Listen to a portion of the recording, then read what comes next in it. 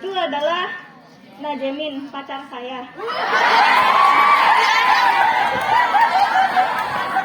Jadi Najemin itu adalah penyanyi asal Korea Selatan dari grup yang bernama NCT.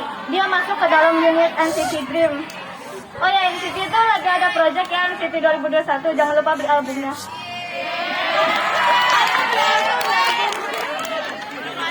Tapi di sini tuh ceritanya fiksi ya, jadi nggak ada sangkut pautnya sama sekali sama kehidupan asli pacar saya di Korea Selatan. Oke, lanjut aja. Di sini tuh Najim itu seorang pemuda yang tak sempurna yang dipandang sebelah mata karena kekurangannya. Najim itu seorang tunawicara, dia itu bisu. Dia itu seorang murid transfer yang masuk ke dalam kelasnya Jung Jae-ha, pacarnya Lee Jeno. Jae-nya pantasnya ditukar sama nama aku aja nggak sih?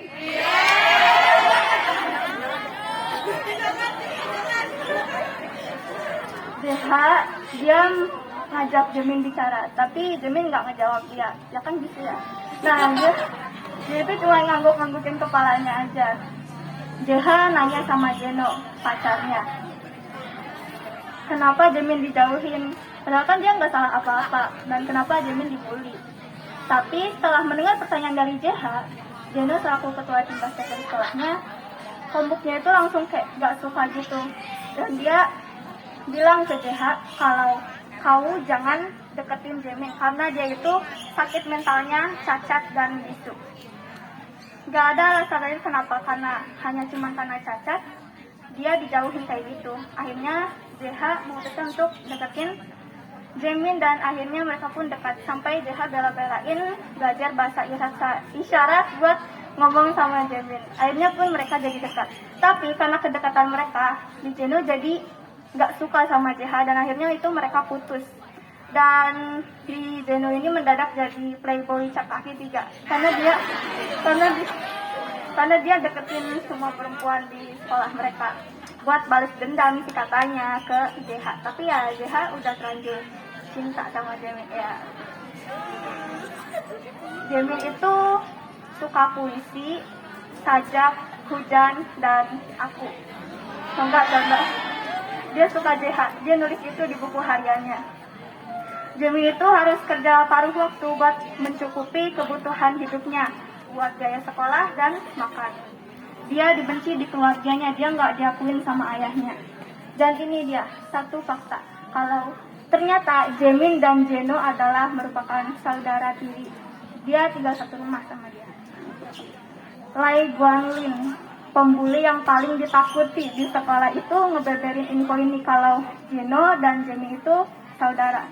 Tentu aja itu bikin ayahnya Jeno yang udah menutup rapat-rapat rahasia ini jadi murka, jadi marah gitu.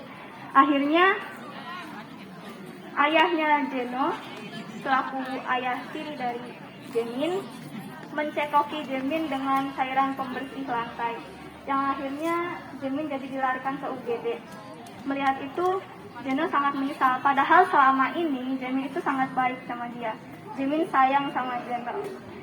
Jamin entah itu membuatkan camilan, merawatnya waktu dia sakit, sampai merawat luka-lukanya sehabis Jeno berkelahi. Akhirnya setelah Jamin siuman, Jeno pun meminta maaf. Ayahnya pun begitu. Dia menyesal sebelum akhirnya dia dijemput di kantor polisi. Meskipun lagi sakit nih ya, Jamin akhirnya mengajak Jae-ha untuk jalan-jalan di luar.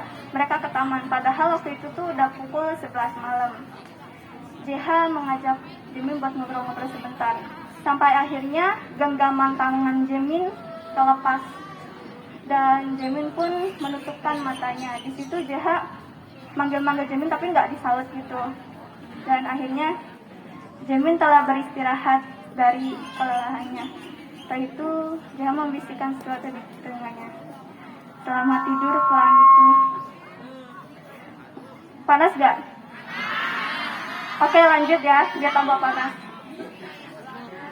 Ya jadi begitu ya ceritanya. Sad ending sih. Kalau mau baca bisa di aplikasi Wattpad.